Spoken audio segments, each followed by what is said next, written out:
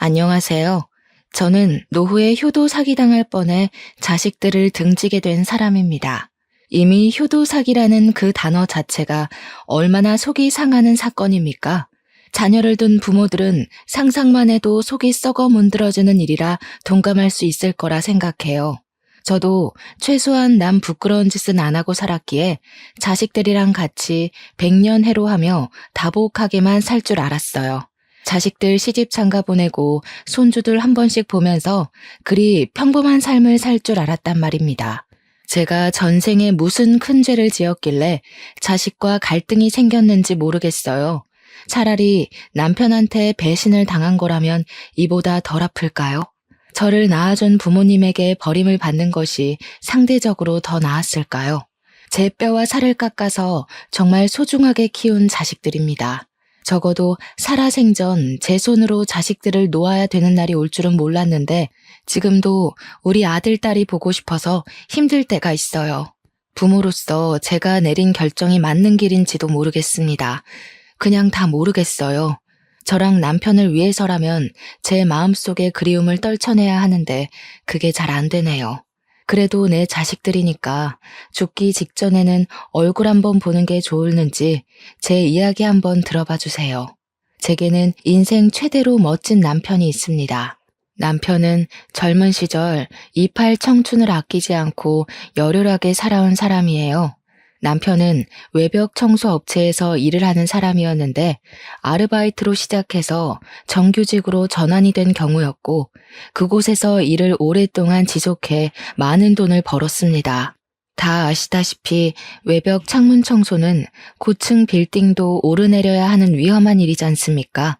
그런데도 그만큼 페이도 셌기 때문에 젊은 사람들도 많이 한다고 하더라고요.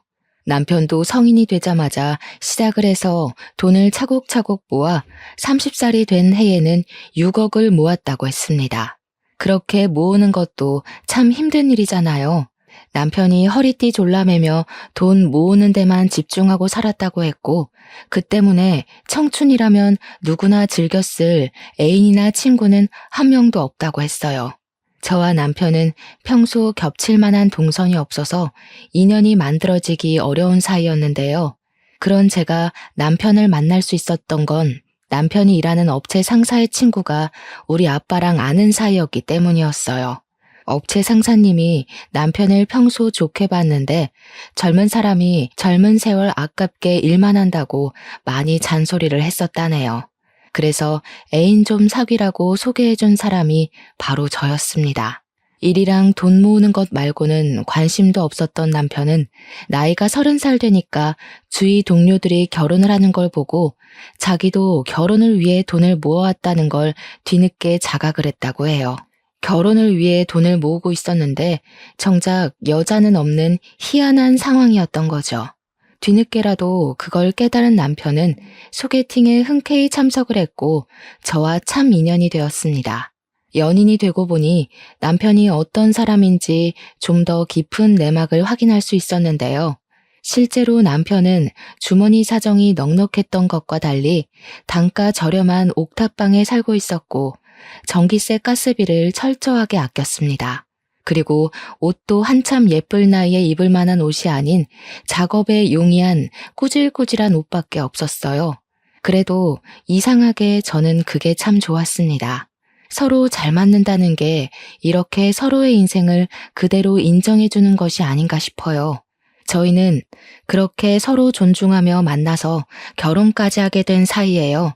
제가 남편의 첫사랑입니다. TV나 드라마를 보면 청년, 중년, 장년 할 것 없이 남녀 짝을 이루는 연애 프로그램이 종종 방영을 하잖아요. 저는 두어 번 남자를 만나봤고 남편이 첫 번째 남자는 아니었는데 남편은 제가 첫사랑이다 보니 이혼하지 않는 이상 다른 여자를 못 접해보지 않습니까? 그게 왠지 아쉬울 것 같아서 남편에게 슬쩍 물어보면 남편은 꼭 저를 반성하게 만들었습니다. 당신이랑 잘 먹고 잘 살 생각만 해도 바쁜데 무슨 다른 사람 생각까지 해? 나 그렇게 몸 여러 개인 사람 아니야. 나한테는 당신만으로도 충분히 과해. 남편이 어떤 사람인지 짐작이 되실지 모르겠어요. 남편은 항상 저더러 자기한테 과분하다고 하는데 저야말로 남편이 너무 과분하게 좋은 사람이라서 나쁜 생각을 할 겨를이 없습니다.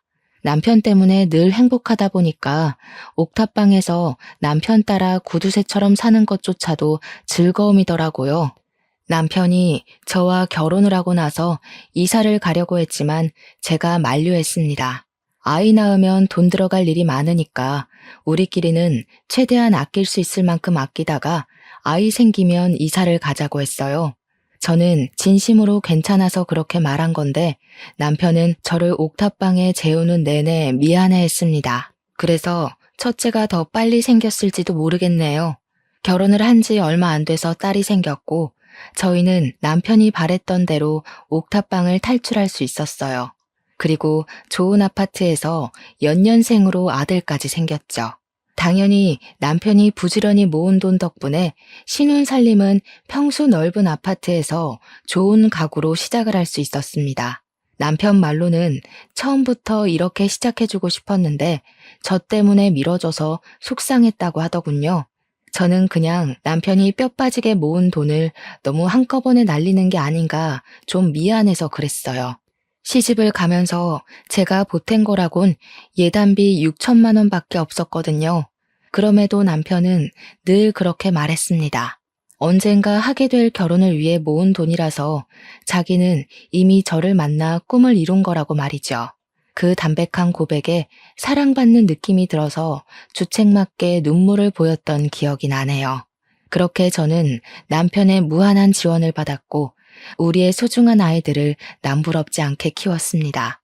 아들이랑 딸이 하고 싶은 게 있으면 최대한 시켜주려고 했고 주말에 한 번은 꼭 나들이를 나갔죠.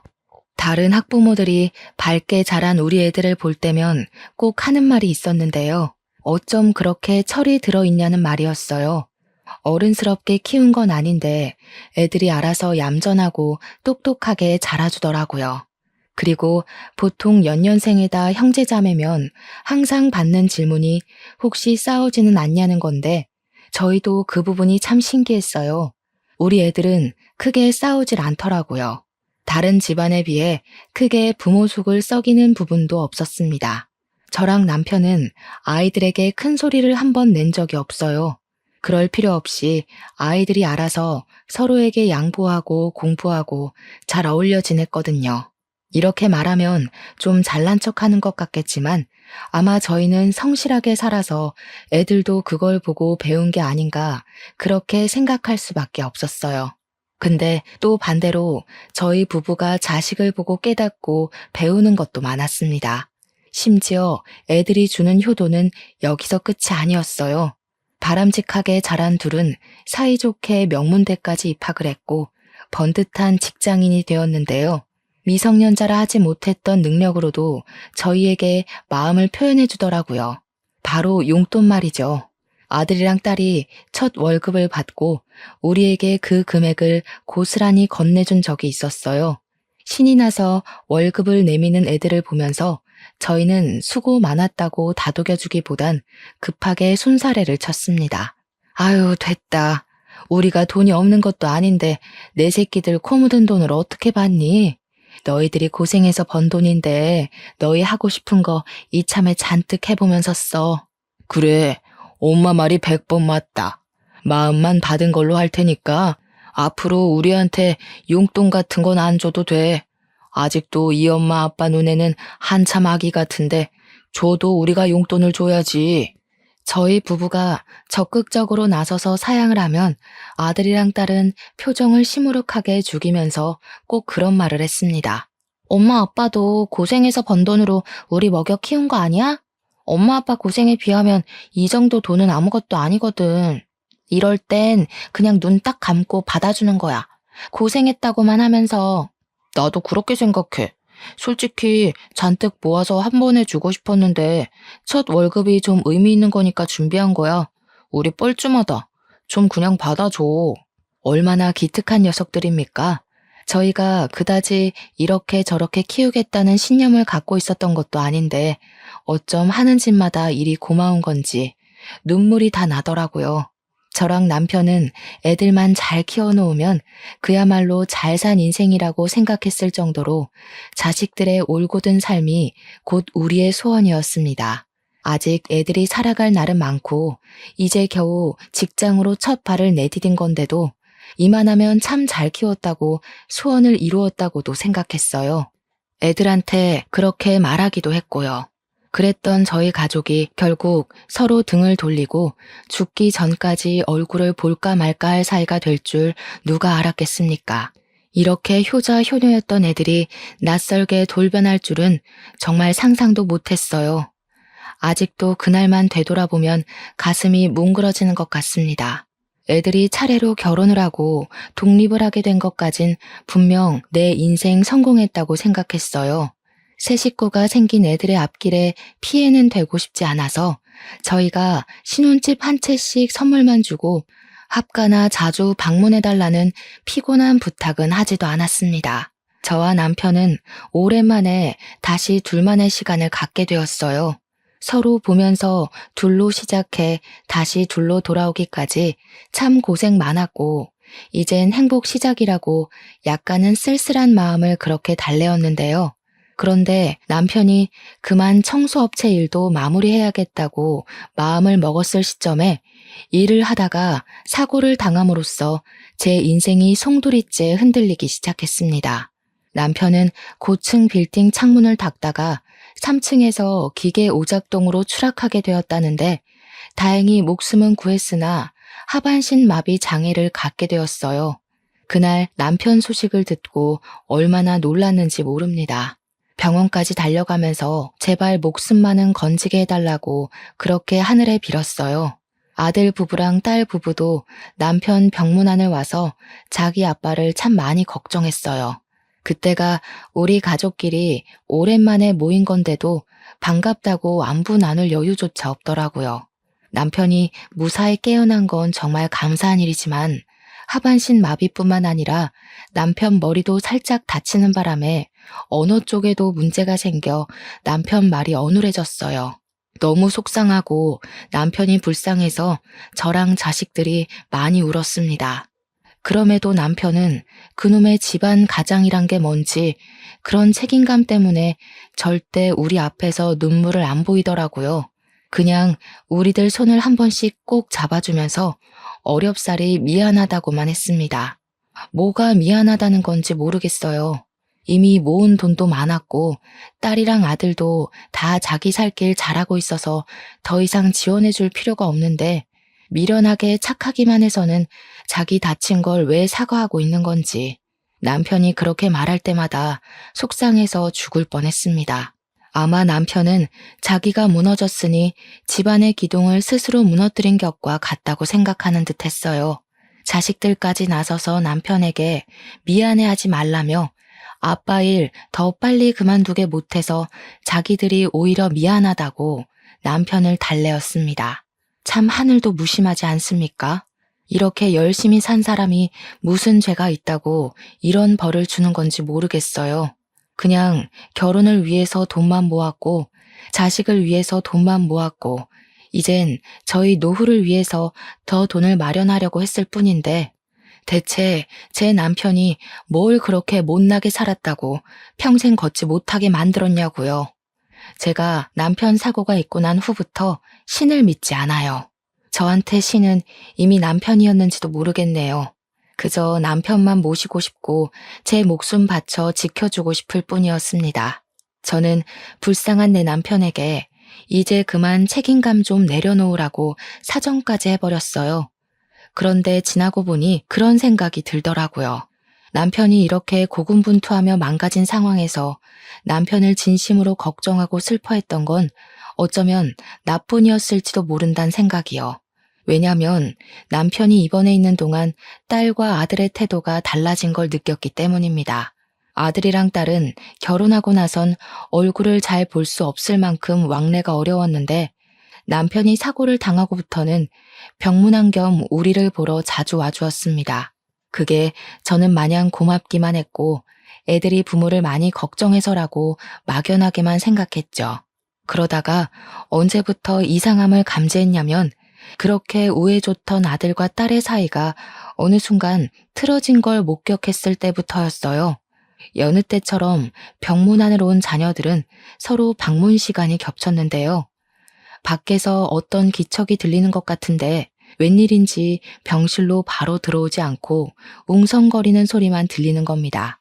애들끼리 무슨 일 있나 싶어 문을 열려고 다가갔거든요. 근데 대화 소리가 미세하게 들리자마자 차마 문을 열 수가 없더라고요. 네가 언제까지 집에 막내일 것 같은데? 막내라고 좀만 알랑방귀 끼면 엄마 아빠가 너한테 다 넘어오기라도 할 것 같나 봐? 아직도 네가 엄마 아빠 눈엔 갓난아기인 줄 아냐? 욕심 부리는 거 다 티나거든? 그러는 누나야말로 갑자기 자주 오는 이유 다 티나. 누가 봐도 딴맘 있어서 그런 거 아니야?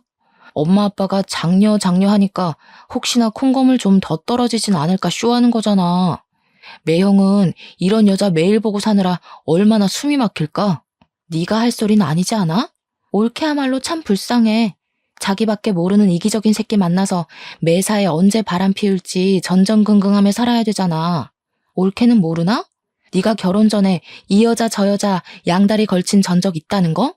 그 순간 아들이 약간 언성을 높이면서 딸한테 쌍욕을 섞었고 뭔가 손찌검이 오갈지도 모를 만큼 분위기가 험악해졌음을 느꼈습니다. 그제야 저는 문을 활짝 열었어요.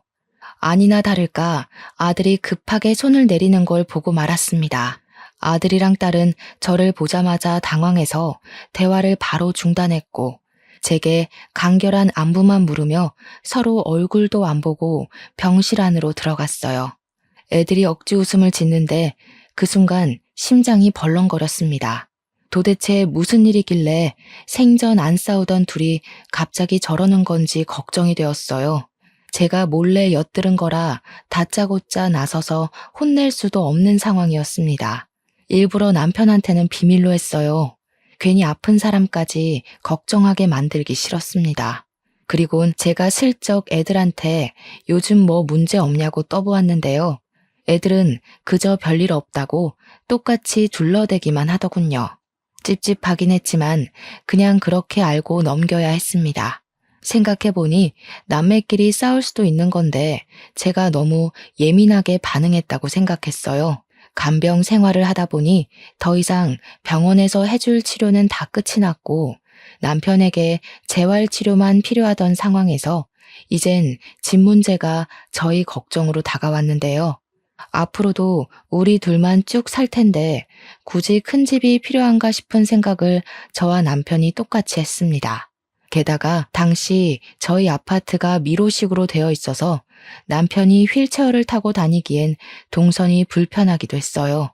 그래서 제가 먼저 집을 내놓을까 하고 의논을 했는데 남편이 다른 제안을 하더라고요. 그러지 말고 이 집을 애들한테 증여해 주는 건 어때? 우리 지금 있는 돈으로도 충분히 평수 적은 아파트 구할 수 있잖아. 이왕이면 애들한테 재산 하나 크게 남겨주면 좋을 것 같아서. 이 착한 남편은 아직도 다 큰 자녀들이 마냥 품 안의 아기라고 생각하고 있었어요.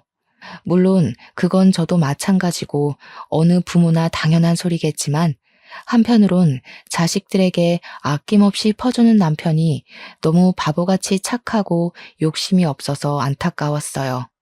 애들 시집장가 다 보냈으면 좀 자기한테 투자를 할 필요도 있는데 너무 돈만 벌어와서 그런지 남편이 스스로를 잘 못 챙기는 것 같더라고요.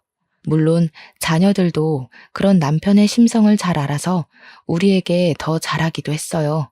어쨌든 남편이 제안한 뜻이나 남편의 마음가짐이 어떤지 다 이해하고 잘 알겠는데 제게는 바로 수긍할 수 없는 고민이 하나 있었어요. 바로 아들과 딸의 사이가 안 좋아 보였다는 겁니다. 한 집에서 두 식구가 살 수는 없는 일이니 어느 한쪽에만 집을 줘야 하는데 그럼 안 좋은 사이가 더 틀어질 것 같았거든요. 그래서 제가 그때 처음으로 아들과 딸의 원인 모를 갈등을 남편에게 처음 고백했어요. 남편이 듣더니 꽤 표정이 굳어지더라고요. 생각이 많은 듯한 얼굴이었습니다. 그리고 며칠간 홀로 별말 없이 고민만 했던 남편이 끝내 의견을 냈는데요. 우리랑 같이 살겠다고 하는 자식한테 집을 증여하는 게 좋겠다. 애들한테 전화해서 집 주는 조건으로 우리랑 같이 살 수 있겠는지 물어봐. 자식들에게 피해주기 싫다고 끝까지 분가를 고집하던 남편이었는데 그런 결정을 내린 것에 의외성을 느꼈습니다. 아무래도 남편에게 어떤 확고한 생각이 있는 듯해 보여 군말 없이 남편 의사를 따랐어요.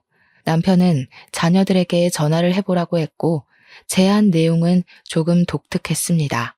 합가가 조건인 건 알았지만 아들한테는 누나에게 이 집을 주겠다. 딸한테는 동생에게 이 집을 주겠다. 그렇게 달리 말하라고 한 것이 당황스러웠어요. 그래도 일단 남편이 시키는 대로 애들한테 전화를 해서 똑같이 알렸습니다. 충격적이게도 둘의 반응이 달랐습니다. 그날은 서운함을 표출하긴 했지만 알겠다고 수긍한 아들과 달리 늘 선량했던 딸이 처음으로 우리에게 목청을 높인 날이었어요. 왜 맨날 나만 양보해야 돼? 진짜 재수없는 거 알아? 엄마 아빠는 항상 동생 편이었어. 좋은 건 다 동생 먼저고 나는 한 살 많다는 이유로 늘 걔보다 덜 가졌어야 했다고. 너 결혼할 때 예단비로 아빠가 5억 챙겨줬잖아. 신혼집도 해주고. 아들 장가 갈 때는 결혼에 돈 왕창 써버리느라 겨우 2억밖에 못 챙겨줬어. 아무리 서운해도 그런 소린 하면 안 되지. 5억? 그게 아파트랑 같아? 그 아파트 단가 오르면 내가 더 손해잖아. 아파트 단가 오를 때마다 나한테 돈 더 줄 거야?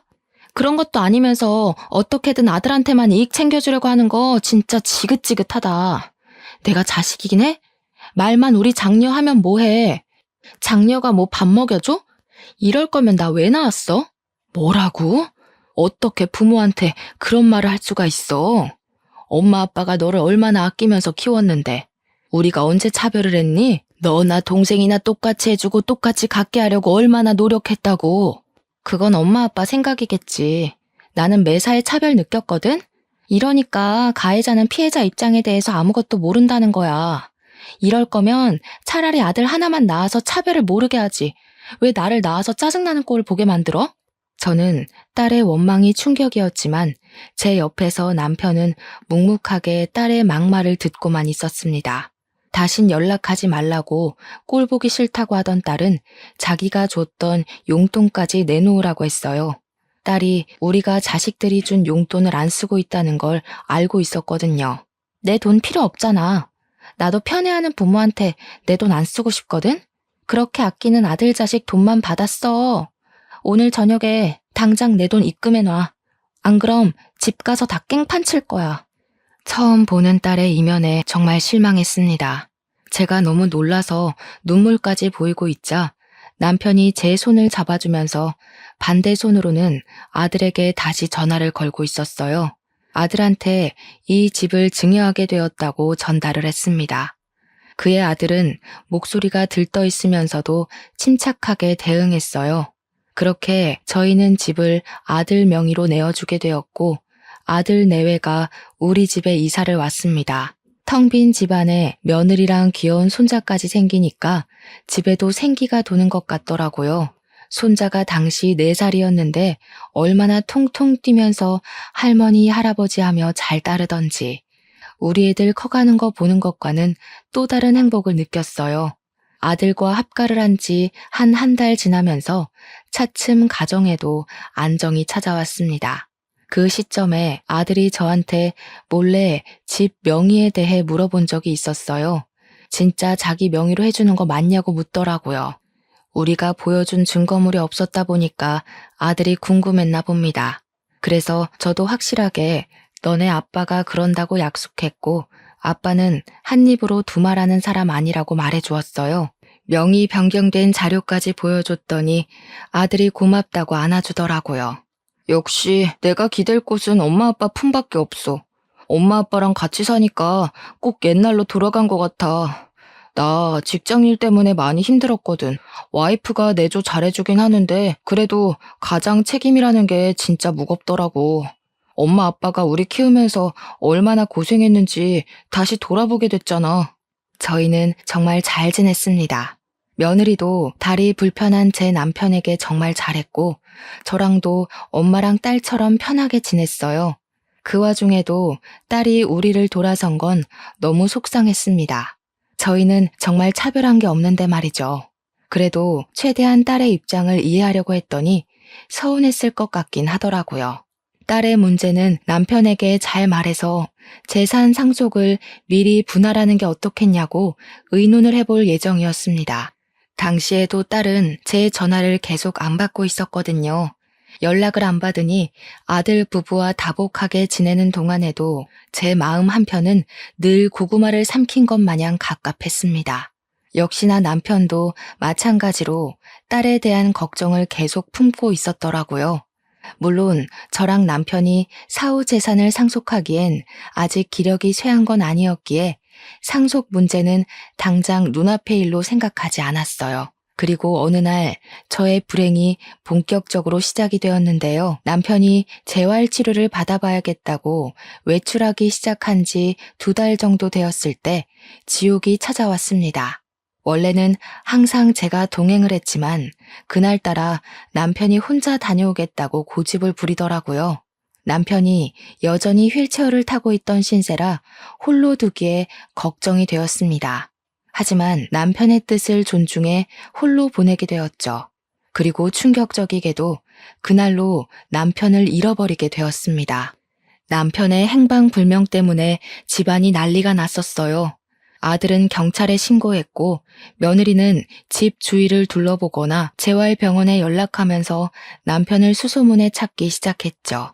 그 와중에 딸은 계속 연락이 안 되더라고요. 문자로 네 아빠가 실종되었다고 했고 제 문자를 읽은 표시가 떴는데도 전혀 연락이 안 왔습니다. 그 순간만큼은 딸이 너무 원망스러웠어요. 어떻게 네 아빠가 없어졌다는데도 그깟 돈 때문에 부모를 등질 수가 있니? 네 누나를 어쩌면 좋냐? 아들아, 네 누나 도대체 왜 이렇게 변해버렸다니? 엄마 아빠 속상할까봐 이런 말 안 하려고 했는데 누나 원래 그랬어. 엄마 아빠는 우리가 안 싸운 줄 알고 있을 거야. 근데 뒤에서 누나가 나 많이 때렸어. 물론 지금은 중요한 문제는 아니지. 내가 하고 싶은 말은 누나를 너무 믿지 말라는 거야. 내가 있잖아, 엄마. 난 엄마 아빠한테 숨기는 모습 없어. 그냥 이 그대로야.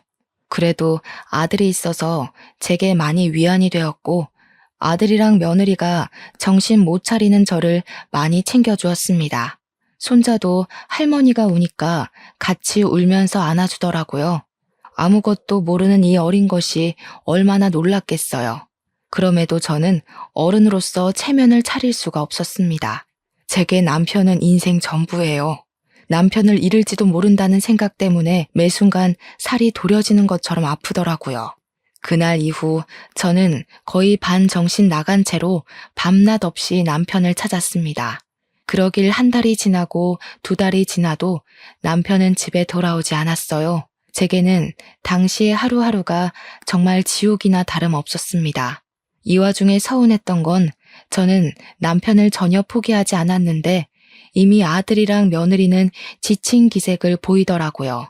제가 또 남편을 찾으러 나가려고 하면 아들이 더 이상 찾을 곳도 없다고 그냥 경찰 연락 기다리자고만 했습니다. 네 아빠가 그 불편한 몸으로 어디서 어떻게 됐을지도 모르는데 내가 잠이 오겠어? 그날 옷도 춥게 입고 갔단 말이다. 너희들이나 경찰 연락 기다려라.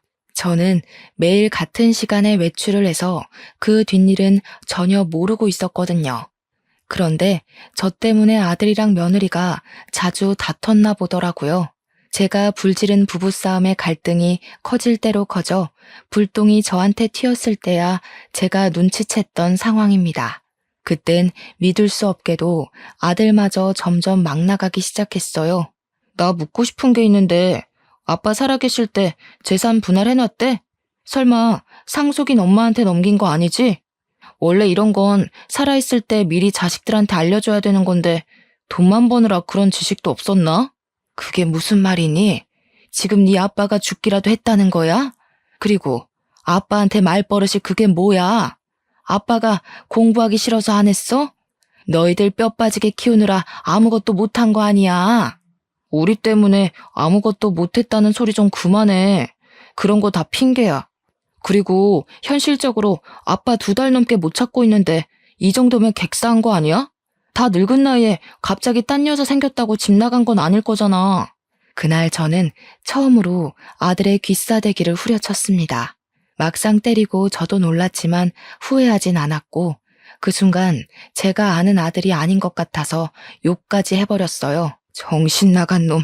아들이나 딸이나 네 아빠가 젊은 시절 다 버려가면서 부잣집 자식들 부럽지 않게 키워놨는데 어떻게 이딴 식으로 행동할 수 있어? 너는 안 그런 사람이라며? 네가 누나랑 다를 게 뭐야? 나 누나랑 똑같은 사람이야. 누가 부잣집 안 부러워했는데?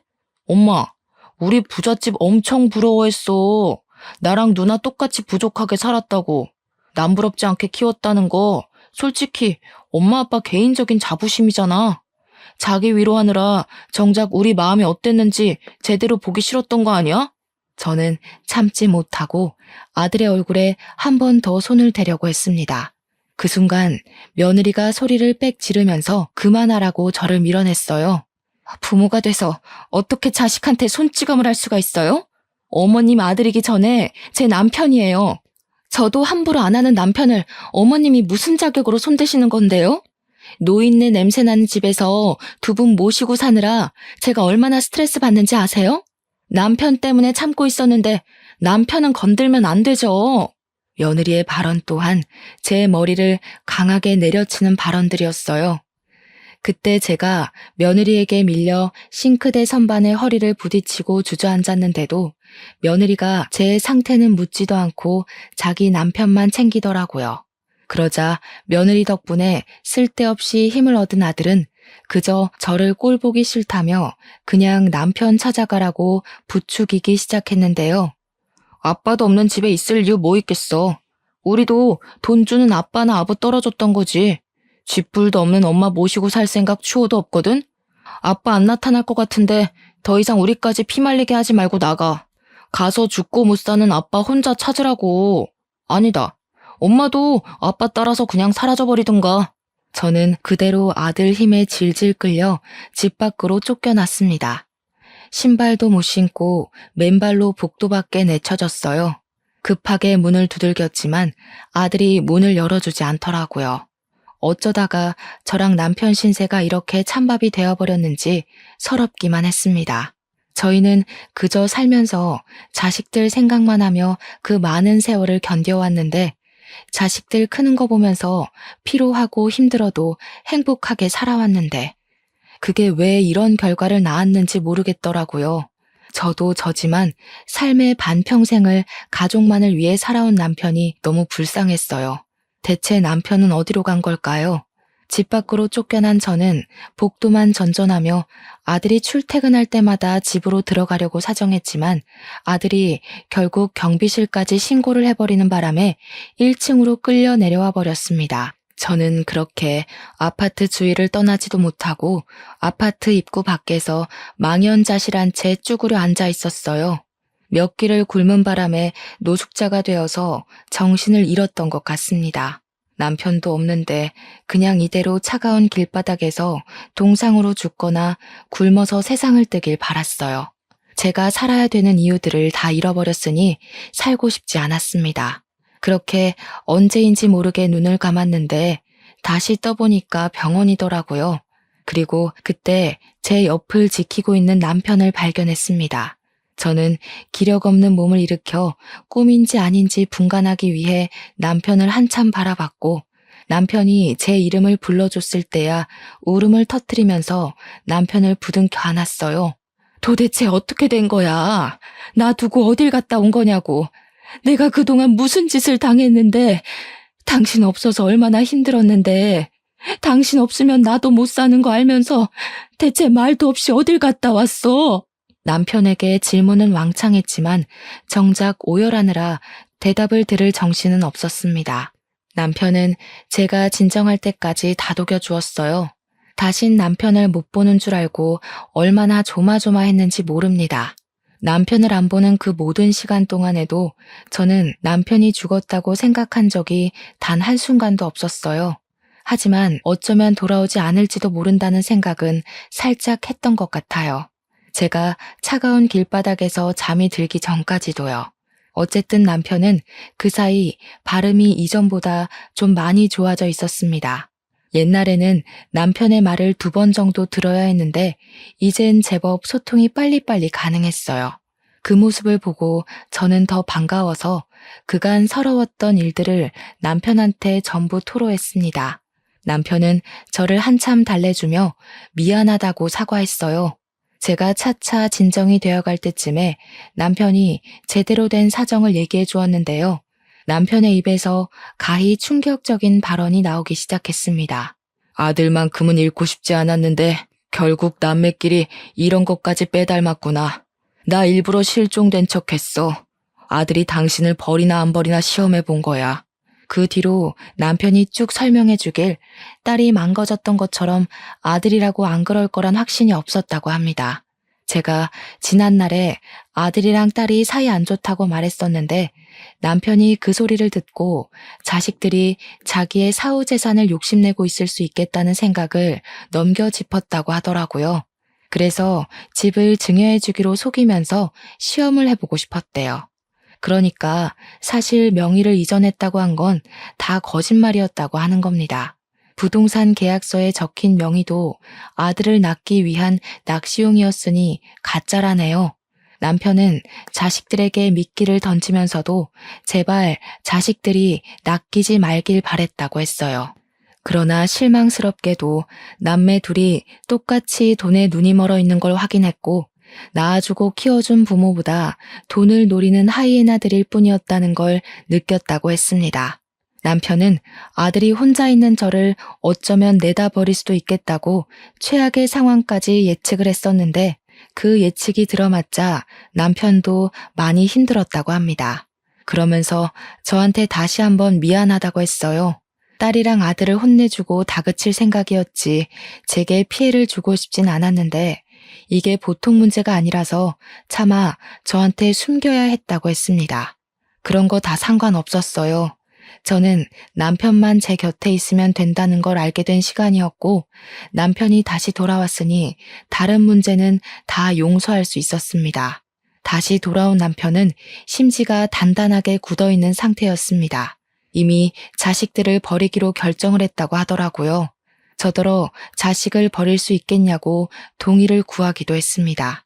그 어떤 고백과 질문보다 남편이 물은 그 제안이 세상에서 가장 괴롭고 슬펐어요. 대답을 하기까지 자식들을 키워온 지난날의 축복들이 머릿속에 자꾸 맴돌아서 쉽사리 입술이 떨어지지 않았어요. 그럼에도 남편은 자식들에게 돌아가지 않겠다고 자식들이 가진 부모의 자원을 다 앗을 거라고 단호하기만 했습니다. 그렇게 말하는 남편의 말씨는 시릴 만큼 차가웠지만 눈은 저랑 똑같이 서글프게 잠겨 있더라고요. 그래서 남편 제안에 동의를 했던 거예요. 나만 이렇게 괴로운 거 아니구나. 남편도 이악 물고 있구나 싶었거든요. 그렇게 저희는 아들 부부와 상의도 없이 우리 아파트를 부동산에 내놓았습니다. 그리고 그동안 자식들에게 받았던 용돈을 계좌이체로 돌려줬어요. 당연히 딸에게 줬던 남편의 명의의 신혼집도 철수를 시켜버렸고요. 딸에게 집을 사줄 때는 혹시 모를 이혼으로 인한 재산 분할 때문에 남편이 자기 명의로 해놓겠다고 했었거든요. 그래서 딸도 남편 말에 동감해 그러기로 수긍했던 거고요. 그런데 남편이 자기로 명의를 해놓은 데에 진짜 이유가 따로 있었더라고요. 효도 사기 안 당하려고 그랬대요. 자식들이 하도 부모 재산만 홀랑 빼먹고 버리는 경우가 많아서 그걸 대비했다는 거 아니겠습니까? 자식에게 죽고 못 살아서 다 퍼주기만 하던 양반이었는데 어떻게 그런 대처를 했는지 신기해서 남편한테 물어봤더니 뭐라고 하는 줄 아십니까? 자식도 자식이지만 애초에 내 꿈 이뤄준 사람은 당신이잖아. 당신 없으면 내 꿈도 다 깨져. 난 내 꿈만 지키면 돼. 제가 자식 복은 없어도 남편 복은 있었나 봅니다. 저를 지키기 위해서 효도 사기만큼은 피할 생각이었던 남편의 마음을 알고 저는 더더욱 자식들에게 연연하지 않기로 마음먹었어요. 그래도 남편이 자식들에게 최대한 부모를 배신하지 않도록 기회는 줬더라고요.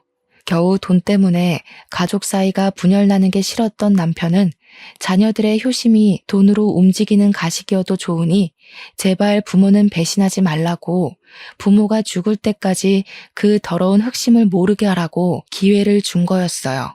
그런데 이 철딱선이 없는 아들, 딸은 굴러들어온 복을 차버리고 욕심만 내다 보니 결국 가진 것마저 빼앗기게 된 겁니다. 심지어 남편이 살아있는 상황에도 둘이서 사후 재산 지분 가지고 싸웠잖아요. 부모 입장에서 아무리 사랑하는 자식들이지만 충분히 정 떨어질 만했다고 생각하지 않습니까? 아무튼 저희의 돌발 행동 때문에 아들 부부랑 딸 부부는 졸지에 집 없는 길거리 신세가 되고 말았어요. 그때부터 저한테 불티나게 전화가 오더라고요. 이제야 상황 파악을 한 건지 오는 문자만 봐도 둘 다 이미 죄인이더라고요. 잘못했다고, 우리가 생각이 짧았다면서 아빠 찾았냐는 걱정도 이제야 했고, 아빠랑 엄마랑 오랜만에 밥 먹으면서 얼굴 보고 얘기하고 싶다.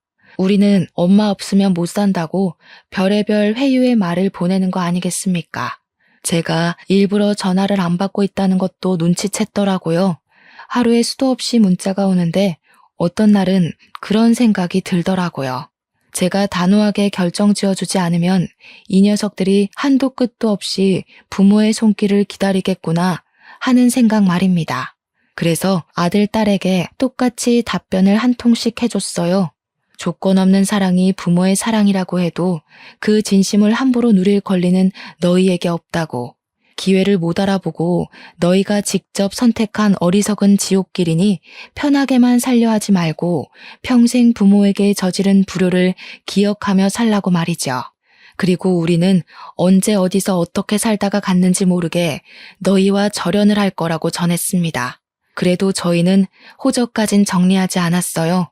그렇다고 재산이 자식들에게 상속되게 내버려 둘 건 아니었고 남편 뜻은 아마 사회에 기부를 할 생각인 것 같았습니다. 제가 문자를 보내고 나니까 자식들이 더 매달리면서 손자 사진까지 보내며 모텔 방이랑 찜질방만 전전하고 있다고 호소했어요. 아무 죄 없는 손자 사진을 보니까 솔직히 제일 강하게 흔들리더라고요. 그럼에도 남편은 한결같이 단호하게 행동했고 제 전화번호를 아예 바꿔버리는 바람에 저도 그만 자식 지옥에서 벗어날 수 있었습니다.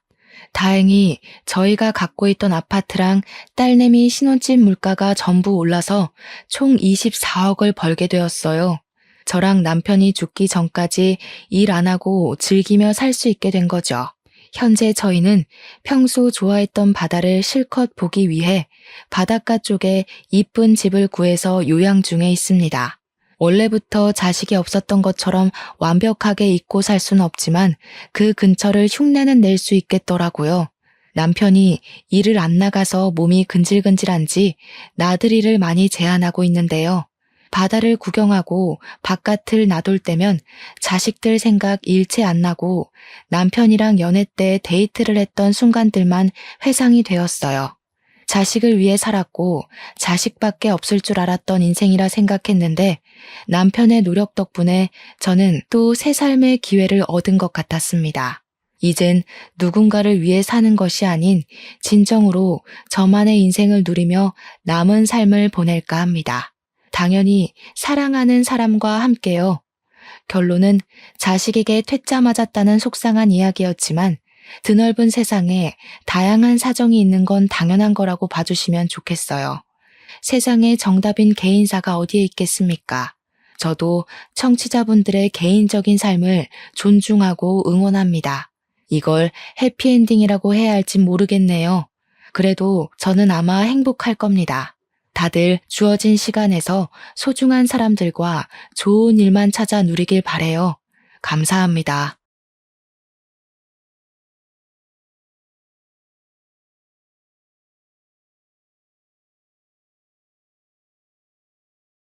날이 추워지니 가족들끼리 옹기종기 구들장에 모여 고구마를 쪄먹으며 신김치를 나눠 먹던 지난 날이 생각나는군요. 안녕들 하십니까? 저는 이제 70을 바라보는 할머니이자 두 아들의 엄마입니다. 언제 이렇게 자글자글하니 주름이 생겼나 싶어 손을 내려보다 문득 제 이야기를 한번 풀어보려 이렇게 사연을 올려봅니다. 배움이 짧은 탓에 이야기가 두서없이 흘러가더라도 이해해 주시면 감사하겠습니다. 저는 고작 19살의 나이에 동네 오라버니와 연애를 하다가 덜컥 임신을 하게 되어 20살이 되자마자 누릴 것 누리지 못하고 아이를 낳아 시집을 오게 되었습니다. 물론 제 시절의 20살과 지금 20살의 누림의 차이는 컸지만 저는 고등학교도 제대로 졸업하지 못한 채 아이를 낳아 키워야 했습니다. 남편의 집안은 경기도 양주 일대의 땅을 30만 평이나 가진 어마무시한 땅부자였습니다. 제 속도 모르는 사람들이 저에게 시집 한번 기똥차게 잘 갔다고 이야기를 하곤 했지만 제 속은 썩어 문드러지는 줄 알았죠. 시댁이 정말 부잣집은 맞았습니다. 땅의 대부분이 농경지라 임대를 해주었고 농작물과 돈을 받았었더랬죠. 덕분에 배를 골아본 적은 없었던 것 같습니다. 땅 자체의 크기가 어마어마했기에 들어오는 돈도 당연히 꽤 큰 돈이었거든요. 1년치의 임대료를 연초에 받아 1년 내내 생활을 했는데 웬만한 사장님의 연봉보다 훨씬 더 많이 벌었다고 했어요. 그런 집안에서 우리 남편은 어려운 것 모르고 살아온 사람이었습니다. 거기다가 귀하디 귀한 3대 독자였으니 시모가 발에 상처 날까 초등학생 시절까지 업고 다녔다고 하더라고요. 그런 남편이 어디서 굴러먹다 왔는지 모를 계집애 하나를 데려와 아이를 가졌다고 하니 제가 마음에 들었을 리가 있겠습니까? 고등학교도 졸업하지 못하고 학교를 다니던 와중에 임신을 해버려 자퇴를 해야 했고 대학은 당연히 아이를 키우느라 꿈도 꾸지 못했습니다. 거기다가 제가 똑똑하고 공부를 잘했던 편도 아니었기에 시모는 매일같이 제 면전 앞에서 욕을 해댔습니다. 어떻게 만날 여자가 없어서 저런 모자란 아이를 만나 덜컥 임신까지 시켜 집에 데리고 들어오냐고 제 가슴을 후벼 파셨죠. 우리 시모 또한 어린 나이에 땅 부잣집 아들에게 시집 온 터라 저와 나이 차이도 얼마 나지 않았으니 더 못 살게 구셨습니다. 제가 첫 아이를 낳았을 때가 20살이었는데 그때 우리 시모의 나이가 고작 45살이었으니까요. 45에 할머니 된 게 억울하다 저를 꼬집으셨지만 제 첫 아이가 아들이었기에 출산 후에는 어느 정도 너그러워지기도 했습니다. 물론 예전만치 미워하지 않았다는 뜻이지 시집살이를 그만두었다는 이야기는 아닙니다. 요즘처럼 문명이 발달하고 기계가 모든 걸 해주는 세상이 아니다 보니 시집살이가 참으로 고되고 힘들었습니다. 한겨울에 우물가에 가서 꽝꽝 얼어붙은 물을 길러오라는 것부터 시작해서 빨래는 두드려야 살아난다고 하루 종일 방망이질을 하게 만들기도 하셨습니다. 일정하게 두드려야 옷이 쫙쫙 펴진다고 옆에서 뜨뜻한 둥글레차를 드시며 제가 방망이질하는 걸 1초도 놓치지 않고 살펴보셨죠. 그냥 괴롭히고 싶어서 안달이 난 사람처럼 구셨는데 얼마나 시간을 쪼개서 괴롭히셨으면 제가 낳은 아들마저 제대로 돌보지 못하게 하셨습니다. 제가 출산을 하고 모유가 말라 제대로 나오지 않았었거든요. 저에게 젖 하나 제대로 돌지 않는 계집애가 어디 어미랍시고 설치고 다니냐고 혼쭐을 내셨습니다. 아이에게 모유만큼 좋은 게 없다면서 옆 마을까지 아이를 안고 걸어가 젖 동량을 시키기도 했습니다. 제가 낳은 아이가 다른 산모에게 안겨 모유를 받아먹고 있는 게 얼마나 서럽고 비참하던지 그때라고 분유가 없었던 시절도 아니었습니다. 저는 연달아 아이를 임신하게 되었고 둘째를 연년생으로 출산하였는데 아들을 낳았습니다. 떡두꺼비 같은 아들 둘을 낳자 시모는 그제야 저를 며느리로 인정을 해주었습니다. 그 전까지는 거의 집안에서 일하는 식모 수준이었는데 가족으로 인정은 해주신 거였죠. 그렇다고 저를 예뻐해 주셨다는 이야기는 아니고 그냥 밥 먹을 때 겸상 정도는 하게 해주신 수준이었습니다. 그 전까지 저는 부엌에서 식구들의 밥을 챙긴 뒤 쭈그려 앉아 쌀밥에 김치를 얹어 먹는 수준으로 밥을 먹었거든요. 굶기지 않는 걸 고맙게 여기라며 시모는 항상 저에게 그 정도 처우가 딱 저에게 어울린다고 하셨었죠. 제가 이렇게 구박을 받는 동안 우리 남편은 어디서 뭐 했는지 궁금하시죠? 우리 남편은 말 그대로 백수한량이었습니다. 집안에 돈이 넘치니 일을 해야겠다는 생각이 전혀 없었고 출세에 대한 욕심 자체가 없었습니다. 시모는 남편에게 나중에 나 죽으면 이 땅이 전부 네 땅이 되는 거니 몸만 잘 챙기라고 토닥이셨습니다. 그런 남편은 항상 막걸리에 취해 있었고 바둑에 당구에 노름에 시댁에서 쥐어준 돈을 자식에게 쓸 생각은 하지 않고 저 노는데 다 쓰는 놈이었습니다. 연애를 할 당시 저는 학생이었기에 그런 놈팡이인 줄은 꿈에도 생각하지 못했죠. 저런 놈인 줄 알았으면 저도 진즉 피해 다니고 시집을 올 일도 없었을 겁니다. 그럼 이쯤에서 왜 이혼을 하지 않았는지 그것도 궁금하시겠네요. 저라고 이혼할 생각이 없었겠습니까? 하지만 아들 둘 전부 시모가 끼고 사는 마당에 제가 맨몸으로 쫓겨나서 어디서 뭘 해먹고 산단 말입니까? 내 배로 낳은 자식을 두고 어찌 이 집을 떠나 혼자 살 수 있겠습니까? 거기다가 저는 용기조차 없는 바보였습니다. 시댁을 나가게 되면 돈 한 푼 없이 저를 어디 받아주는 곳도 없을 텐데 중학교만 겨우 졸업한 주제에 무슨 일을 해먹고 살겠습니까? 그냥 이 집에서 죽었구나 살았구나 그 정도만 생각하면서 사는 게 속 편한 일이라고 생각한 거죠. 제가 젖동량을 해가면서 집에서는 시모 비위를 하나하나 맞춰가면서 하라는 거 다 하고 밭일 도와주면서 먹고 살 때 남편은 바깥으로 나돌았습니다. 집에 붙어 있어도 깜깜한 사람이었지만 매일같이 바람을 피우며 지내니 제 속이 더 타들어가는 듯 했습니다.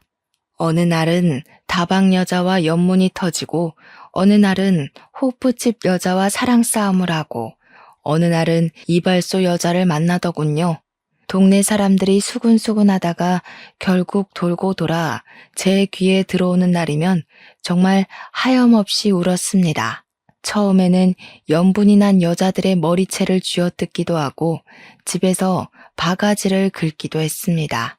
하지만 시간이 지나고 이런 일이 반복되니 나중에는 포기를 하게 되더군요. 여자가 하도 많으니까 남편이 누구를 어디서 뭘 어떻게 하며 만나는지 궁금하지도 않을 정도였습니다. 제가 속이 터져라 치면서 울고 남편이랑 다툼을 하고 있으면 시모가 매번 참견을 해댔죠. 저한테 이 집에 시집와서 자란 게 아들 둘 낳은 거 말고 뭐가 있냐며 재주도 없고 학벌도 없고 그러니 남편이 바깥에서 바람이나 피우는 게 아니겠냐고 제 탓을 하셨죠. 솔직히 바람 피운 사람이 잘못이지 제 잘못은 아니잖아요. 하지만 시모는 모조리 제 탓을 하며 저를 무시하고 멸시했습니다. 아무것도 모르는 우리 아들 둘을 데리고 도망을 칠까 숨어버릴까 고민하기를 3년. 결국 일이 터지고 말았습니다. 남편이 글쎄 이발소에서 일하던 여자랑 눈이 맞아 둘이 여행을 가다가 큰 사고를 당하고 만 것이었죠. 고속도로에서 일어난 추돌사고로 이발소 여자는 그 자리에서 숨을 거뒀고 남편은 병원으로 이송 중에 하늘나라로 가게 된 것이었습니다. 그때 우리 아들들의 나이가 고작 7살, 6살이었습니다. 제 나이가 30도 되지 않아서 원치 않던 과부가 되고 만 것이었습니다. 장례식장에 찾아온 손님들이 저를 보고 얼마나 불쌍하게 생각하던지 가정에 관심이 전혀 없었던 남편이었지만 제 나름대로 의지하고 지냈던 부분이 있었는지 서글프더군요. 하지만 서글픈 마음과는 반대로 눈물은 전혀 나오지 않았습니다. 죽은 내연녀가 남편의 빈소 옆 호실에 자리하고 있었기 때문이었습니다. 죽어서까지도 나란히 누워 장례를 치르게 되었으니 그들은 행복했을지 모르겠지만 저는 속이 답답하고 죄어오는 것 같았습니다. 제 인생이 이리도 시궁창이구나 서글프구나 하면서 울지도 못하고 아무것도 모르는 아들들을 끌어안고 있었습니다. 하지만 우리 시모에게는 유일한 아들이었고 허망하게 가버린 것이 사무쳤나 봅니다. 모든 분노를 저에게 다 쏟아부었고 장례식장에서 일하는 사람들까지 모조리 우리 시모를 말려야만 했습니다. 저에게 남편 간수를 똑바로 하지 않아서 바람을 피우게 된 것이고 그래서 우리 아들이 죽은 거라고 다 제 탓이라고 저를 원망하셨습니다. 말로만 원망한 것이 아니라 주먹을 휘두르면서 저를 정말 쥐잡듯이 잡으셨어요. 남편이 불륜을 저지르다 죽은 것도 억울한데 모든 게 다 제 탓이라고 하니 얼마나 어이가 없었겠습니까? 장례식이 끝날 때까지 저는 눈물 한 방울도 흘리지 못하고 그 모든 원망을 감내해야 했습니다. 그런 제 속도 모르고 시모는 저에게 독한 년이라고 손가락질을 하셨습니다. 남편이 그리 떠나고 난 뒤 시댁에는 시모와 저 그리고 아들 둘만 남게 되었습니다. 이제 이 집과의 연줄도 여기서 끝이고 떠나야 하는구나 하고 생각을 하면서도 저는 망부석처럼 그 집을 떠나지 못했습니다. 시모는 제가 도망이라도 갈 것이라 생각을 했는지 제 아들 둘을 볼모로 잡고 저를 끝까지 붙들었습니다. 우리 시모가 땅 부자다 보니 재력이 어마어마하지 않았겠습니까? 저에게 어느 날은 그런 소리를 하시더라고요. 돈도 없이 내 손주들 데려다가 고생시키고 공부도 못 시키고 할 거면 손주들은 두고 몸만 나가라고요. 돈 없이 살 수 있는 세상이 아니니 돈 있는 자기 옆에 찰싹 붙어서 콩고물 떨어지기만 기다리며 살라고 딱 잘라 이야기를 했습니다. 그때 우리 시모의 나이가 고작 52이었습니다. 저는 시모의 그 말에 화가 나서 시집 온 이후 처음으로 시모에게 큰 소리를 내며 대들었습니다. 어머니께서 저를 이렇게나 못 살게 굴고 한시라도 쉬는 꼴을 못 보겠다며 일을 시키는데 지금 콩고물 타령을 하세요? 제가 악에 받쳐서 고래고래 소리를 지르고 화를 내니 시모도 순간 놀라셨는지 숨을 헉 하고 들이키시더군요. 저 망하려니 하면서 손가락질을 하고 같이 소리를 지르셨습니다. 그때 7살 된 우리 아들이 시모의 소매자락을 쥐고는 우리 엄마 괴롭히지 말라며 엉엉 울었습니다. 할머니는 악마야. 우리 엄마를 괴롭히고 그래. 할머니 싫어. 미워하면서 울자 시모는 충격을 받은 듯한 얼굴을 하셨죠. 그 소리에 아이의 손을 뿌리치고는 방에 틀어박혀서 한동안 나오지 않으셨습니다.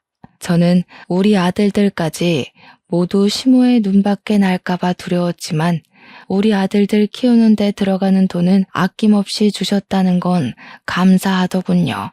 그날 이후 시모의 괴롭힘은 눈에 띄게 줄어들었습니다. 시모가 저에게 잔소리를 하려고 하면 첫째 아들이 달려나와 우리 엄마 괴롭히지 말라고 소리를 질렀거든요. 아들들이 한 해 두 해 나이를 먹고 커갈수록 시모가 저에게 행했던 일이 부당하다는 걸 알게 되었고 아들들은 참지 않았습니다. 일찌감치 철이 들어 항상 저에게 우리 엄마 고생 절대로 안 시킬 거라고 행복하게 해주겠다고 노래를 불렀습니다. 엄마가 평생 손에 물 안 묻히고 살 수 있게 성공할 거라고 둘 다 눈에 불을 켜고 코피를 쏟으며 공부를 했습니다. 사춘기 때도 저에게 반항 한 번 하지 않았고 시모가 트집을 잡을 때마다 악착같이 저를 지켜낸 두 아들이었습니다. 오죽하면 시모가 자기는 아들이 없어서 서러워 죽겠다고 울고불고 할 정도였습니다. 그렇게 시간이 흘러 양주 시골 자락에서 공부를 열심히 한 우리 아들은 소위 말하는 명문대에 진학을 하게 되었습니다. 그것도 아주 우수한 성적으로 아들 둘 모두 법대에 진학을 했고요. 평생 오지 않을 것 같았던 군대를 가는 순간까지 맞이하게 되었죠. 군대에서도 혹여나 시모가 저를 괴롭힐까 휴가를 나오면 집을 떠나지 않는 효자들이었습니다.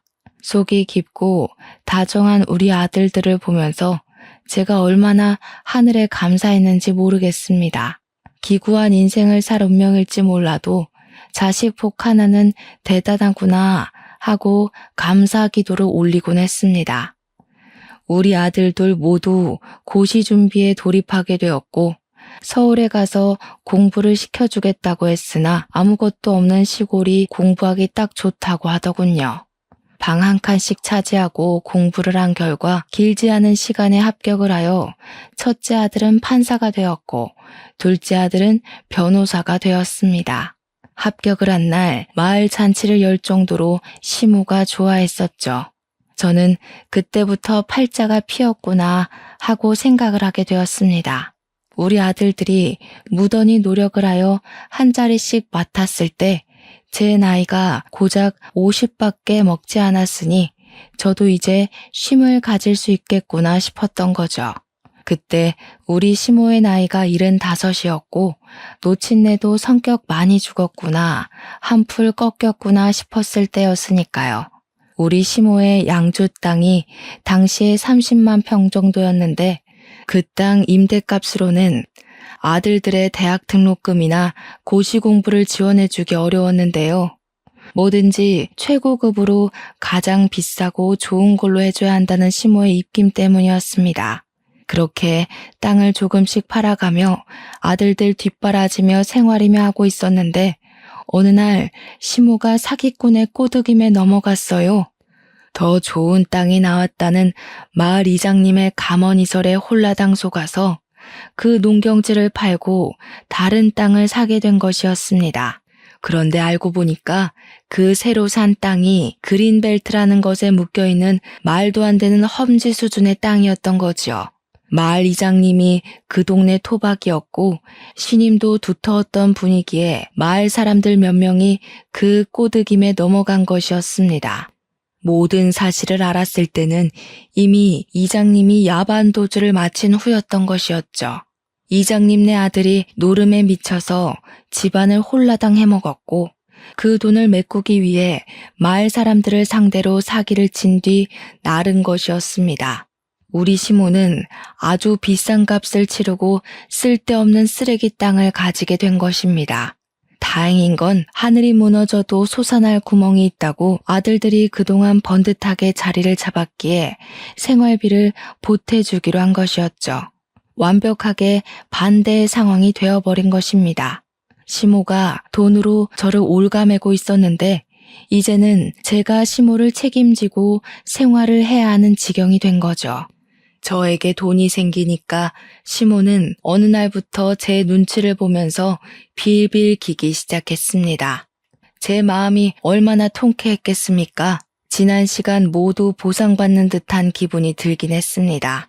하지만 그것도 아주 잠깐이었죠. 제 심성 자체가 못돼 처먹질 못해서 시모에게 제가 당한 만큼 모질게 굴 수가 없더라고요. 그냥 예전처럼 시모의 잔소리, 핀잔, 투정을 받아주고 돌보며 어느 날은 두런두런 이야기도 나누고 그렇게 서로를 벗삼아 지내고 있었습니다. 시모가 육포를 참 좋아하셨거든요. 육포가 먹고 싶다고 입맛을 다지면 시장에 나가 우둔살을 사왔죠. 집안 대대로 내려오는 시간장으로 양념을 해서 며칠 동안 육포에 양념을 하고 말리고 양념을 하고 말리고를 반복했습니다. 단단해진 육포를 구우면 기름기가 싹 올라오면서 아주 쫄깃한 식감을 내지요.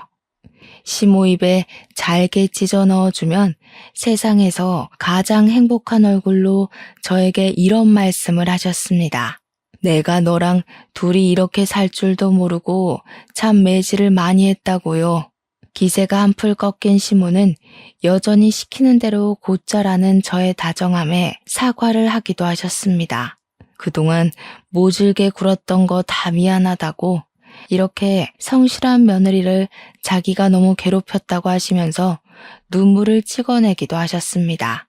하지만 제가 아무리 심성이 착하다 해도 그 사과를 쉽게 받아주고 싶은 생각은 들지 않더라고요.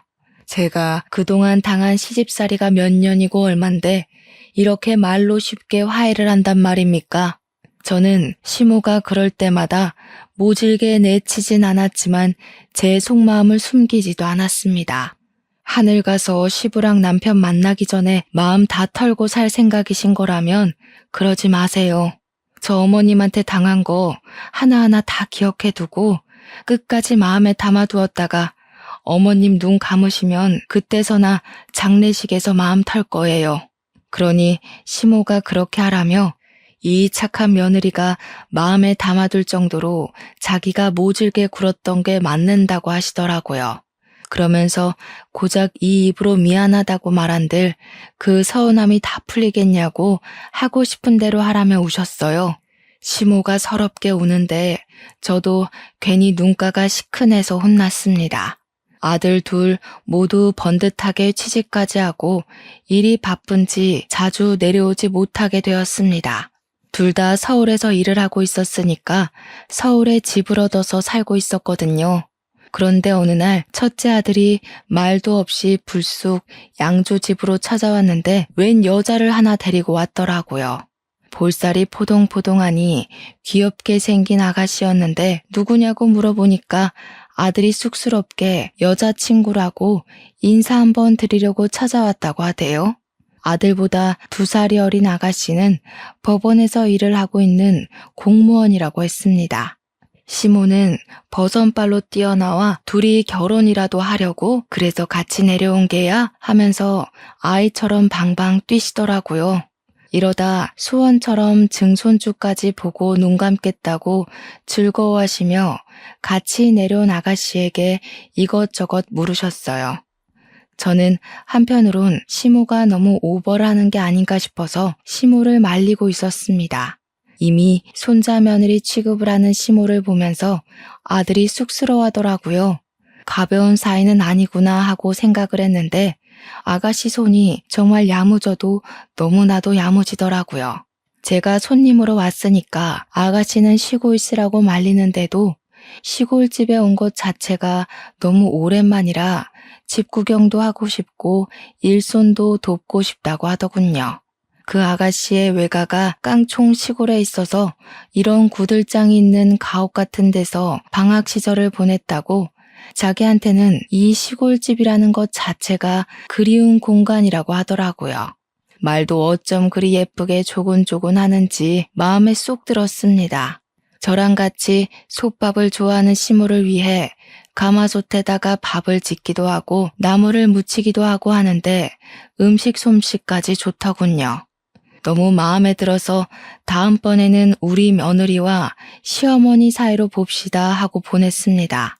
그 뒤로도 따로 아가씨에게 먼저 연락이 와서는 좋은 고기가 있어서 시댁으로 고기를 보냈다고도 하고 어디 여행을 다녀오거나 좋다는 게 있으면 선물을 보내주기도 했습니다. 시골집이라 집안이 건조하다면서 가습기도 선물로 보내주었고요. 제가 오죽 신이 났으면 말입니다. 우리 작은 아들한테도 자랑을 했어요. 그러니 작은 아들이 형수를 만나본 적 있다고 하면서 사람 참 괜찮지 않냐고 하더라고요. 넉살 좋은 우리 작은 아들은 벌써 그 아가씨를 형수 하는 것 같았습니다. 변호사가 직업인 작은 아들은 법원에 갈 때 가끔 시간이 맞으면 첫째를 만나는데 법원 공무원으로 일하는 아가씨도 자주 본다는 것이었죠. 밥도 같이 몇 번 먹어봤는데 사람이 참 됨됨이가 되었다고 좋은 사람이라고 이야기를 하더라고요. 우리 첫째 아들 결혼 걱정은 한시름 놨으니 너도 좋은 사람 데리고 오라며 이야기를 했습니다.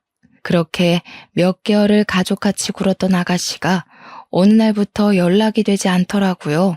제가 먼저 연락을 하기도 좀 그래서 무슨 일이 생긴 건 아닌가 걱정만 하고 있다가 넌지시 작은 아들에게 물어봤습니다. 그러니 둘이 헤어진 것 같다고 하면서 큰아들이 무슨 생각으로 사는지 모르겠다고 걱정이 많다고 했어요. 왜 그러냐 하니까 큰아들이 글쎄 그 아가씨랑 헤어지고 다른 여자를 만나는데 그 여자가 영 좋아 보이지 않는다는 겁니다. 그 여자가 영 별로니? 하니까 형이 욕심을 부리는 것 같아서 별로라고 하더군요. 이게 다 무슨 소린가 싶어서 걱정을 하니 시모가 나이가 있는 애들이니 알아서들 하겠지. 내버려두라고 하시더라고요. 그래서 그때는 그렇게 일단락 되었죠. 그리고 시모 나이가 80이 되었을 때 팔순잔치를 하기로 약속을 잡았습니다. 워낙 아들들이 바쁘니 시모랑 제가 서울에 가서 밥을 한 끼 먹기로 했죠. 그런데 그날 상의도 없이 큰아들이 웬 아가씨를 또 데리고 왔는데 무척이나 세련된 아가씨였습니다. 딱 봐도 비싸 보이는 가방에 목에는 치렁치렁 목걸이들, 손에는 알이 큰 반지를 끼고 있었습니다. 제가 아가씨는 누구시냐고 물어보자 우리 큰아들의 여자친구라고 소개를 하면서 결혼 전에 인사를 드릴 겸 찾아왔다고 하더라고요. 갑자기 결혼이라고 하니 제가 말문이 막혀 큰아들을 바라보았죠.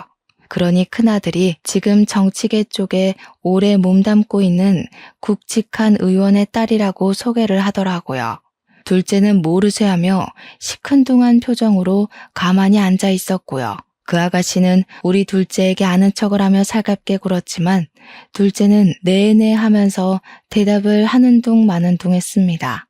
그렇게 어색한 공기가 흐르는 곳에서 식사가 시작되었습니다.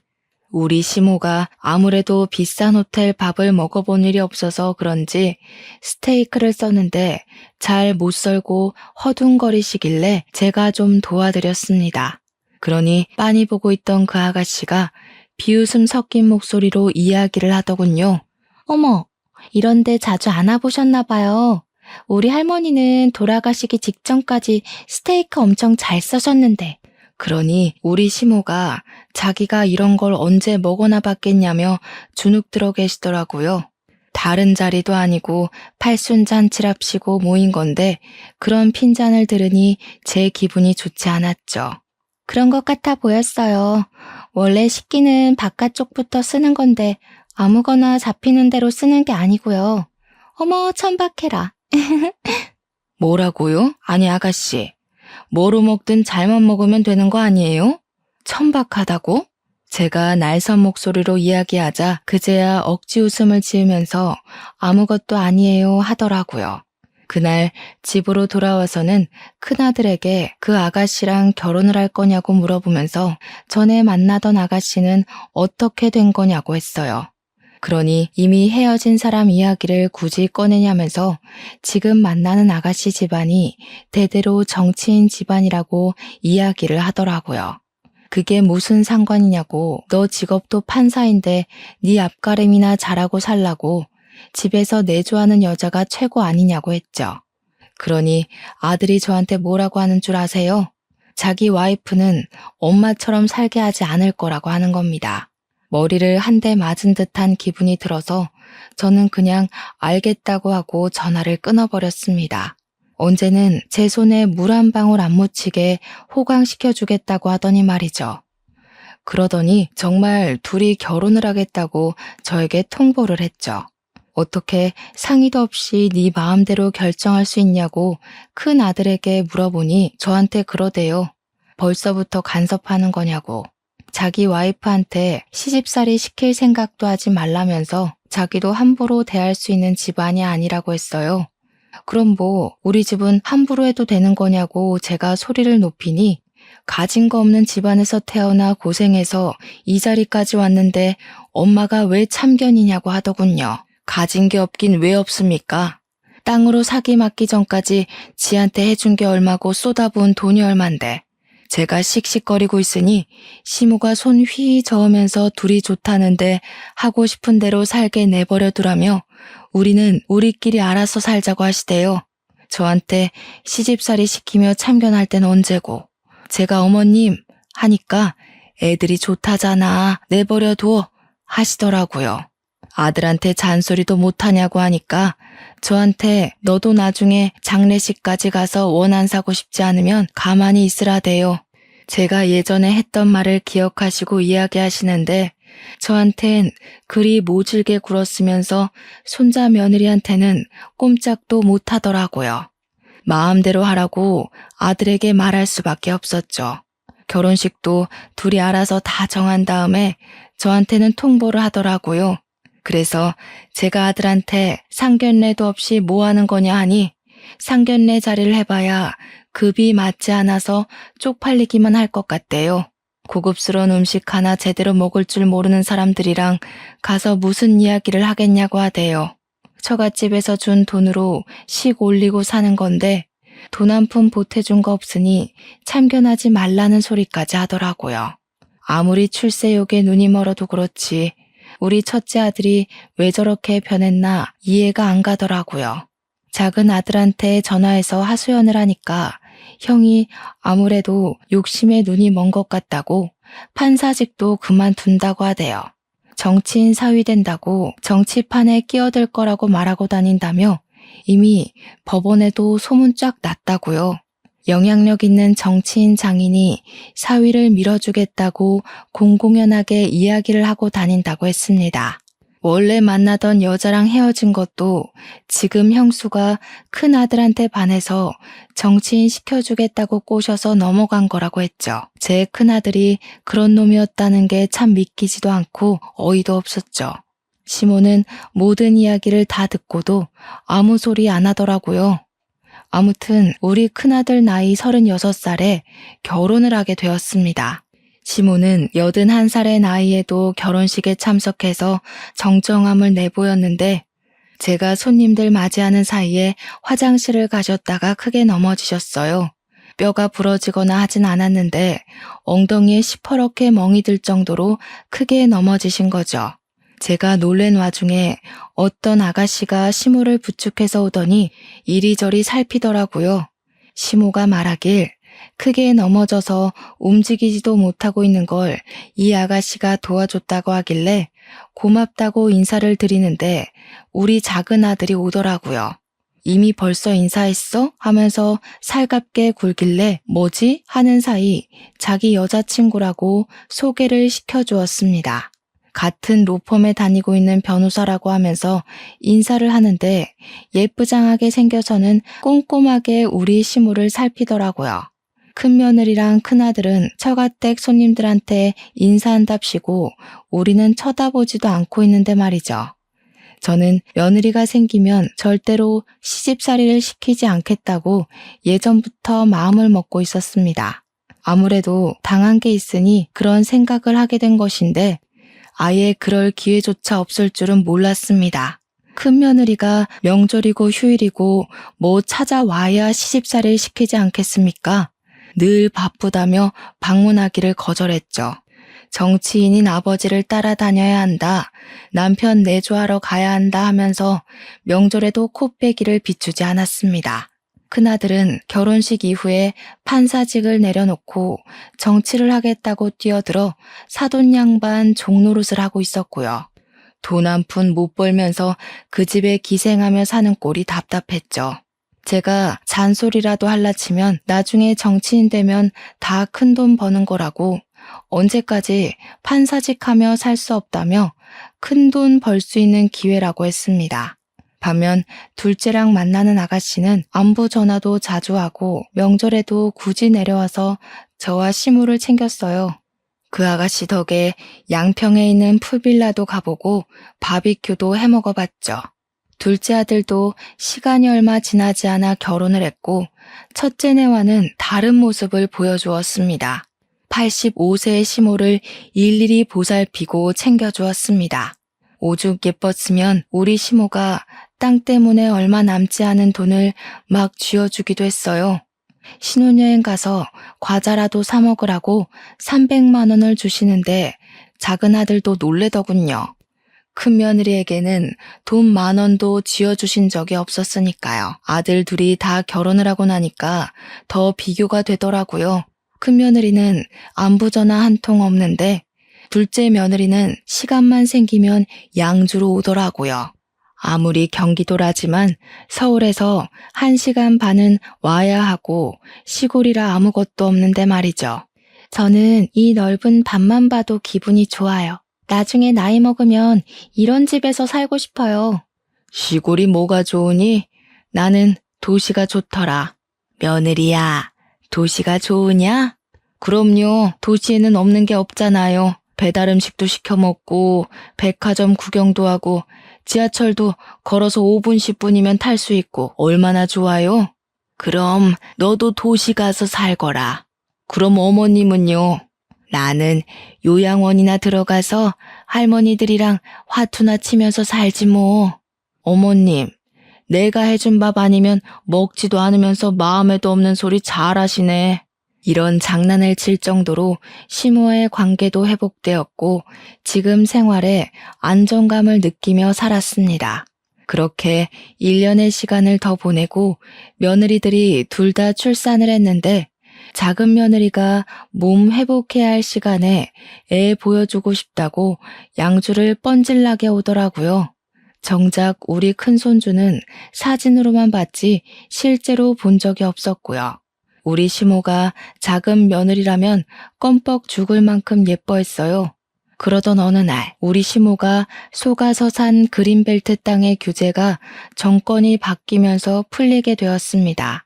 거기다가 무슨 대기업에서 그쪽에 공장을 짓는다, 센터가 들어온다, 해외 무슨 가구점이 들어온다 하면서 땅값이 어마어마하게 올랐습니다. 우리 시모가 30만 평의 땅을 팔았을 때보다 훨씬 더 많이요. 각종 회사에서 우리 땅을 사고 싶다며 어떻게 알았는지 집까지 찾아왔어요. 시모는 임대업을 하던 노하우가 있어서 그런지 이쪽 저쪽 계산기를 두드리더니 대기업에 통 크게 팔아버렸습니다. 우리는 평생이 가도 못 쓸 것 같은 엄청난 돈이 생기게 되었어요. 저는 시모한테 이 돈 다 어떻게 쓰실 거냐고 묻자 시모가 그러더군요. 우리 며느리 도시 보내주고 나는 요양원으로 들어가야지. 괜히 마음이 시큰거리는 와중에 둘째 아들에게 전화가 오더니 대뜸 뉴스 봤냐고 물어보더라고요. 당장 TV 틀어보래서 틀었더니 사돈 양반이 떡하니 나오는 게 아니겠어요. 비리 정치인에서는 어느 기업에 청탁을 받았네, 비자금을 숨겼네 하면서 휠체어를 타고 검찰청에 들어가는데 우리 큰아들이 뒤따라 들어가고 있더라고요. 작은 아들이 큰형네 쫄딱 망했다고 비자금을 수십억 받아 챙기고 일가 친척들 취업 비리에 난리가 났다고 계좌까지 막혔다더군요. 너무 놀라서 큰아들에게 연락도 못하고 있는데 시모가 애들한테 연락을 좀 해보라고 시켰어요.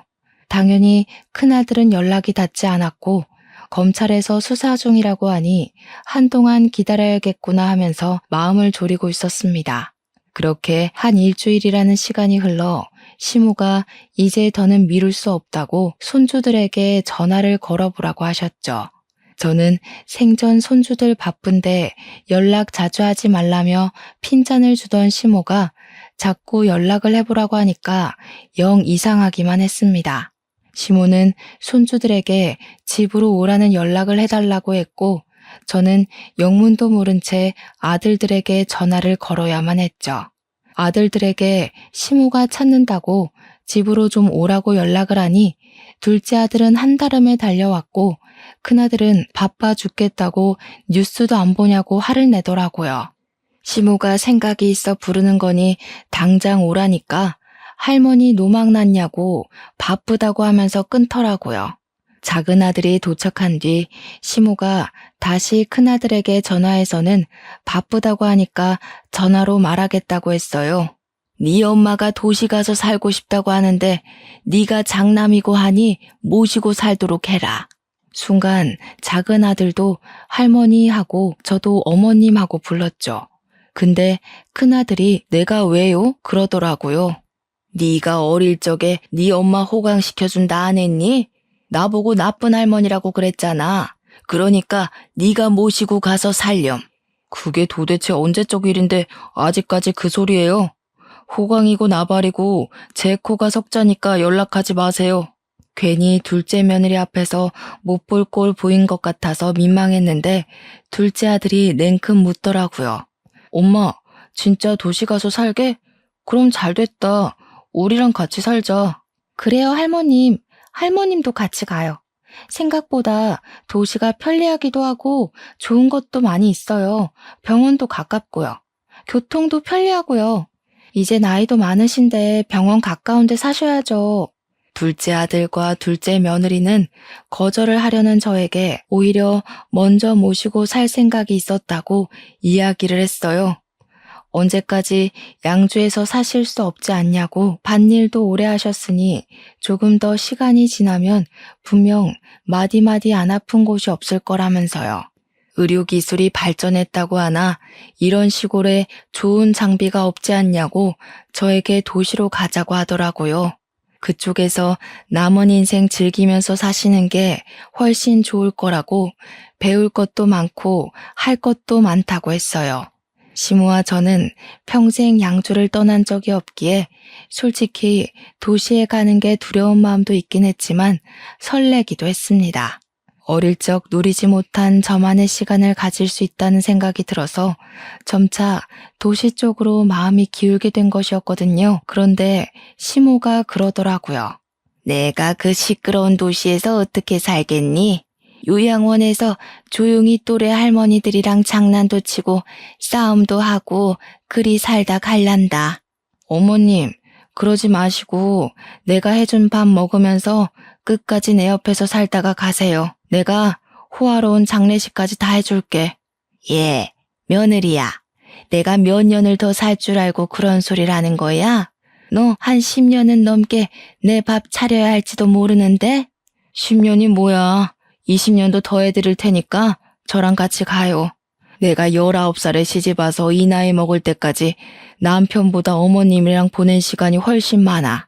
우리 부모님이랑 보낸 시간보다 어머님이랑 지낸 시간이 더 많다고요. 그런데 어떻게 어머님만 요양원에 두고 나 혼자 도시를 가요? 싫어요. 같이 가요. 눈가가 시큰거려 소매로 꾹꾹 눌러내자 시모가 잠시 고민을 하더라고요. 그때 작은 아들이 시모에게 이야기를 했습니다. 할머니가 미운 날이 없었으면 거짓말이죠. 그래도 지금 두 분이 친구처럼 잘 지내는 거 보니까 보기 좋아요. 돈 걱정은 마시고 어떻게든 입에 풀칠은 하지 않게 저희가 모시고 살 테니까 같이 가요. 집이야 대출받아서 큰 집 하나 사려고 했었어요. 저희 변호사 부부잖아요. 증손주도 좀 키워주시고 하면 저희야 더 감사하고요. 그러니 시모가 작은 아들에게 통장을 하나 틱 던지더라고요. 저야 그 통장이 어떤 통장인지 잔액이 얼마인지 알고 있었지만 전혀 사정을 모르던 작은 아들은 통장을 보고 입을 떡 벌렸습니다. 그거 그 뭐냐? 암튼 땅 판 돈이다. 평생 먹고 살아도 남을 돈이니까 대출 받지 말고 네 어미랑 나랑 너네 가족해서 살 수 있는 큰 집 하나 사라. 몇십억을 줘도 되고 그 돈 다 써도 되니까 네 애미 도시생활 제대로 느낄 수 있는 집으로다가 사. 그 말에 결국 꾹꾹 참았던 눈물을 흘리고 말았습니다.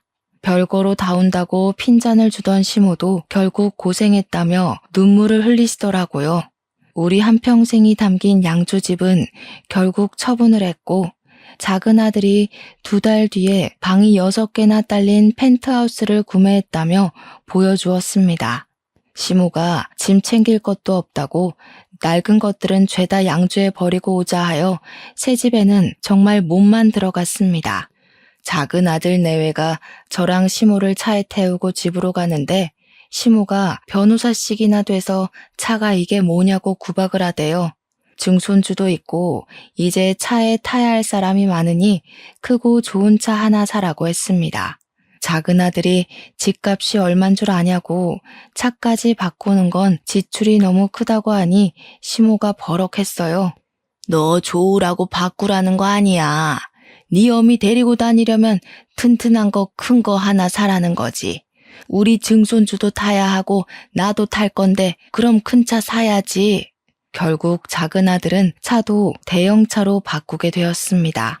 그렇게 저와 시모는 작은 아들 내외랑 살면서 도시 생활을 만끽하고 있었어요. 큰아들이 시모의 땅값 소식을 듣고 집에 찾아와 소란을 한번 일으켰죠. 시모가 아주 딱 잘라서 너 같은 손주 없다고 누군지 모르겠으니 집에서 나가라고 축객령을 내리더군요. 큰아들이 유산 분배 소송을 걸겠네 어쨌네 난리가 났는데 시모는 기가 막혀 하더라고요. 내 돈 내가 쓰는데 네가 뭔 참견이냐고. 내가 너 보고 네 엄마 모시고 살라 하지 않았니? 거절할 땐 언제고 하면서 혀를 끌끌 차는데 속 시원하더라고요. 변호사인 작은 아들 부부가 문제될 것 없으니 걱정 말라 해서 안심하고 있었고요. 결국 사돈 양반은 법의 심판을 받게 되어 수감이 되었고 정치인하겠다고 뒷공무니를 쫓던 큰아들은 낙동강 오리알 신세가 됐죠. 우리 시모는 통 크게 돈 팍팍 쓰면서 제가 하고 싶은 거 갖고 싶은 거 모조리 다 해주시다가 2달 전에 돌아가셨습니다. 약속했던 대로 장례식 크게 해드리고 며칠을 시모 유품 들고 울다가 그리워하다가 지금은 안정을 조금 찾게 되었습니다. 우리 시모와의 이야기를 일기로 남겨놓고 싶은 마음에 이렇게 사연까지 올리게 되었고요. 글을 쓰다 보니 우리 시모와 구들장에 앉아 고구마 쪄먹던 그날이 참 그립습니다. 언젠간 저도 하늘나라에 가면 다시 만날 수 있겠죠? 그날을 기대해보며 이렇게 사연을 마치겠습니다. 감사합니다.